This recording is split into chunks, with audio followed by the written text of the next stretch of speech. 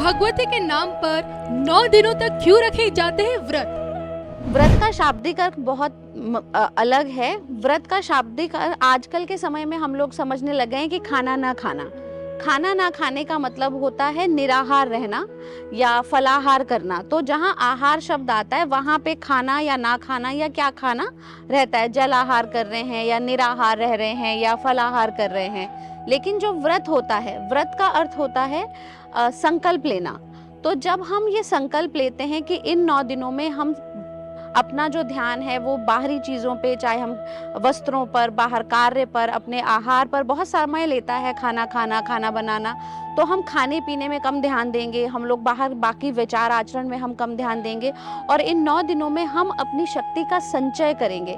तो ये जो संकल्प होता है इसे व्रत कहते हैं। और हम व्रत या संकल्प के संग उपवास करते हैं। उप का मतलब होता है निकट, वास का मतलब होता है रहना, कि हम अपने जो स्रोत है, जहाँ से हमारा उद्गम हुआ है, जहाँ से हम आए हैं, जो ईश्वरीय या जिसे हम सोर्स फील्ड कहते हैं, हम उसके पास रहेंगे। तो संकल्प लेकर के हम उपवास करते हैं और उस उपवास में कई बार जब हम भोजन की तरफ भी ध्यान नहीं देते, खाना पीना नहीं खाते, तो वो निराहार रहना होता है। तो व्रत का मतलब भूखे रहना नहीं है। व्रत का मतलब है खान पान बाकी चीजों से ध्यान हटा करके कुछ समय अपनी आध्यात्मिक और अपनी चेतना की उन्नति पर लगाना। और जहाँ तक आप देखें कि दोनों बार जब भी नवरात्रि, शारदीय और चैत्र नवरात्रि आते हैं, ये एक कस्प सीजन में आते हैं। मतलब जब चैत्र नवरात्रा है तो सर्दियाँ जा रही हैं और गर्मी आ रही है, ठीक है ना। और शायद नवरात्रि में गर्मी जा रही है और सर्दी आ रही है। तो दोनों में क्या है कि वेदर ट्रांजिशन है। और वेदर ट्रांजिशन में क्या होता है कि आप देखेंगे कि हमारा जो भोजन है वो गर्मियों में बदल जाता है, सर्दियों में हम अलग प्रकार का भोजन करते हैं। दोनों में खान पीन का डिफरेंस है। तो हमारा जो शरीर है एक लंबे समय से एक तरीके का भोजन कर रहा है, ठंडा भोजन कर रहा है, हल्का कर रहा है, अब उसे गर्म भोजन की तरफ स्विच होना है।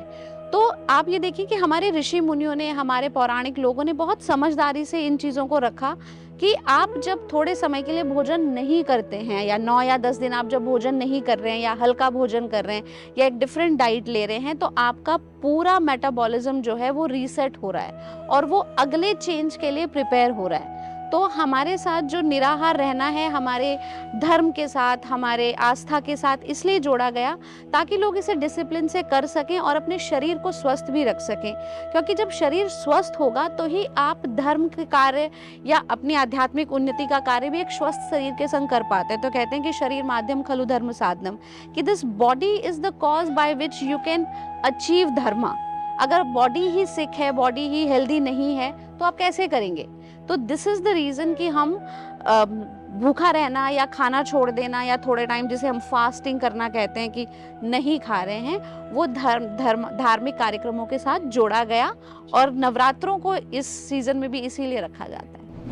व्रत रखने का मतलब सबसे पहले होता है कि आप ये मानिए कि अगर हम व्रत रख रहे हैं और हम अपने इष्ट, अपनी देवी, अपनी माँ के प्रति व्रत रख रहे हैं, तो कभी भी कोई इष्ट, जिसे हम माँ को माँ कहते हैं, माँ भगवती को, तो हमारे भूखे रहने मात्र से उसे कोई प्रसन्नता नहीं होने वाली कि मेरा बच्चा भूखा है तो मैं प्रसन्न हो जाऊं।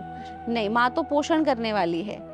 लेकिन वो ये देखती है कि, या हमें खुद भी ये देखना है कि कुछ भी करने के पीछे हमारा इंटेंट क्या है। The most powerful thing about spirituality, about religion or anything in life is the intent behind it, because आपका अपना system is conscious that why are you doing a typical act or any act for that matter, कि आप कुछ भी कर रहे हैं तो आपकी just because आप परिपाटी पे चले आ रहे हैं, अच्छा इन 9 दिन खाना नहीं खा रहे हैं, बट आपकी अवेयरनेस वहाँ फोकस नहीं है।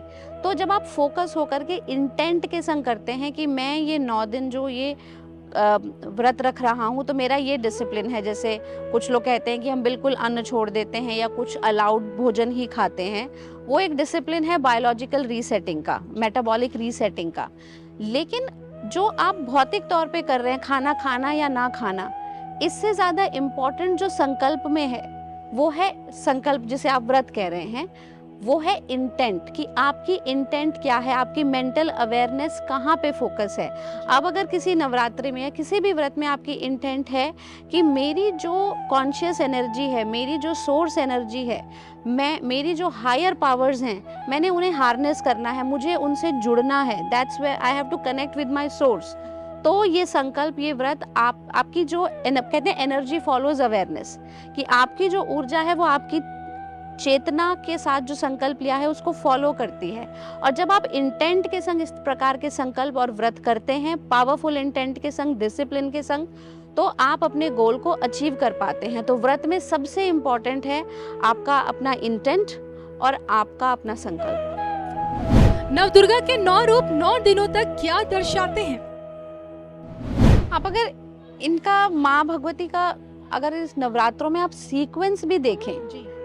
तो ये बहुत कुछ हमें समझाता है।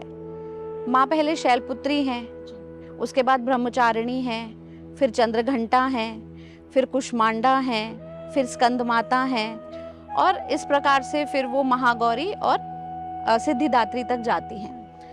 तो आप देखें कि पहला जब वो कह रही हैं कि every form, whether it's a human being और even a female power form, सबसे पहले जो हमारा चरण आता है, हम एक बच्चे होते हैं, पुत्र या पुत्री होते हैं। तो पहले शैलपुत्री हैं, हिमालय की पुत्री हैं, फिर ब्रह्मचारिणी है, वो स्टूडेंट फेज ऑफ लाइफ है कि वो अब स्टूडेंट फेज में गई हैं। फिर वो चंद्रघंटा है कि वो शी बिकेम द कॉन्सॉर्ट, उन्होंने वो आधा चंद्र जो भगवान शिव का है उसे भी धारण किया है, now she is the consort of Bhagwan Shiv. उसके बाद कुष्मांडा है कि she is ready to give birth, और वो कुष्मांडा यानी कॉस्मिक अंडा, कॉस्मिक एग, द कुष्मांडा है। उसके बाद वो स्कंद माता है, और स्कंद माता के बाद वो आप देखिए कि काल रात्रि है, जब उन्होंने ये वर्ल्डली अफेयर्स पूरे कर लिए, तो जो काल रात्रि है इट्स अ सिग्निफिकेंट सिंबल कि वो वहाँ पे हमारे अंदर पॉजिटिव और नेगेटिव एनर्जी है, हमारा अपना पॉजिटिव नेगेटिव साइड है। तो हम जब उसको फाइट कर रहे हैं, जब हम इमर्ज कर रहे हैं, उनके संग स्ट्रगल कर रहे हैं, तो हमारा वो फेरोशियस रूप बाहर आता है। तो माँ का वो जो महिषासुर और जितने भी हमारे डेविल फॉर्म्स को उन्होंने खत्म किया, वो काली के रूप में किया, जहाँ काली से उनके अन्य कालिका के रूप उद्गम हुए। तो कालरात्रि वहाँ है, और जब वो उसमें जीत गई हैं, जब शी हैज इमर्ज्ड विक्टोरियस, तब वो बनती हैं महागौरी, द ग्रेट वन। और जब वो ग्रेट बन गई हैं और जब वो उस लेवल पर पहुंच गई हैं, अब वो आगे सिद्धि दात्री हैं कि वो जो पूरा प्रोसेस है अपने इस पूरे वर्ल्डली प्रोसेस को जीने का, और उसके बाद अपने लिमिटेशंस के ऊपर से भी ऊपर उठ जाने का और उन लिमिटेशंस को जीत लेने का, उसके बाद आप वही पावर औरों को देने वाले बन जाते हैं। तो वहाँ पर वो सिद्धियों की देने वाली सिद्धिदात्री बन रही हैं।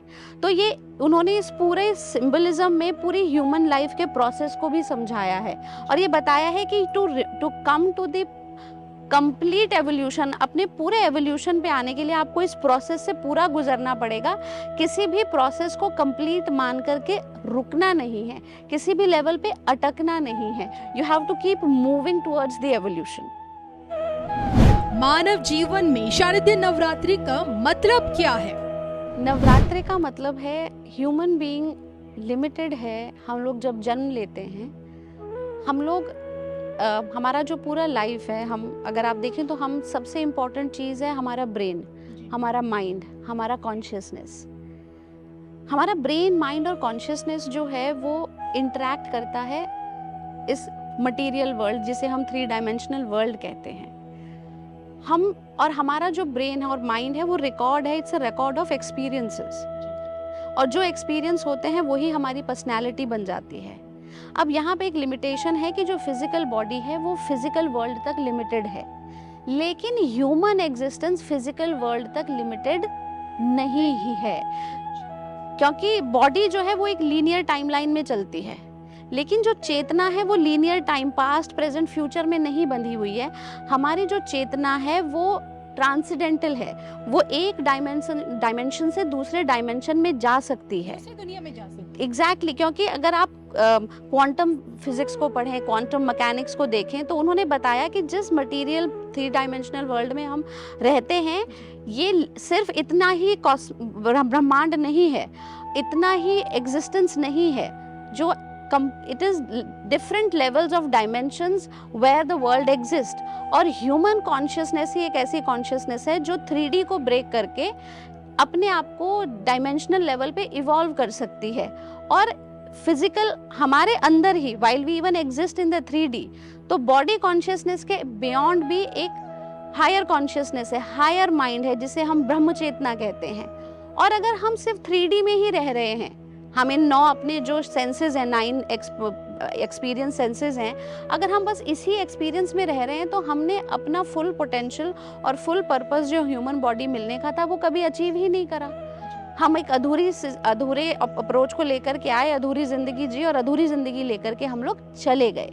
नवरात्रों का सिग्निफिकेंस ये है कि go beyond your senses, go beyond the limited material world and material body, and there is a higher consciousness, there is a higher mind, there is a higher level of your existence which you can achieve। बस आप थोड़ी देर के लिए, हम ज़्यादातर जो ये हमारे पर्व आते हैं, जो लंबे पर्व आते हैं, जैसे गणेश चतुर्थी रहा या नवरात्रे रहे, तो ये लंबे होते हैं, 9 से 10 से 15 दिन के होते हैं।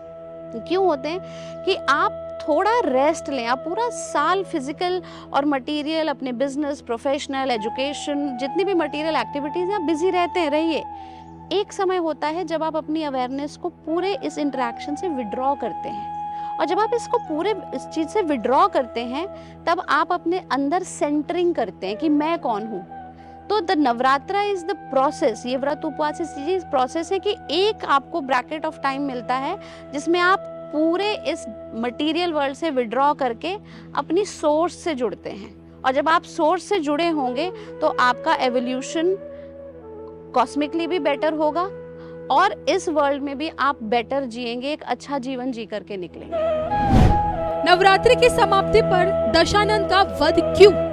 बिल्कुल है, आप विजयदशमी को भी देखिए, जो रावण है वो इल्यूजन, अज्ञानता का प्रतीक है। लेकिन वो तो सबसे बड़े ज्ञानी कहलाए हैं। नहीं, इन्फो में 2 प्रकार का ज्ञान है। एक आपके पास जानकारी बहुत है, एक आपके पास आपने शास्त्रों को, आपने किताबों को, आपने नॉलेज सोर्स से इंफॉर्मेशन और नॉलेज बहुत गेन कर लिया।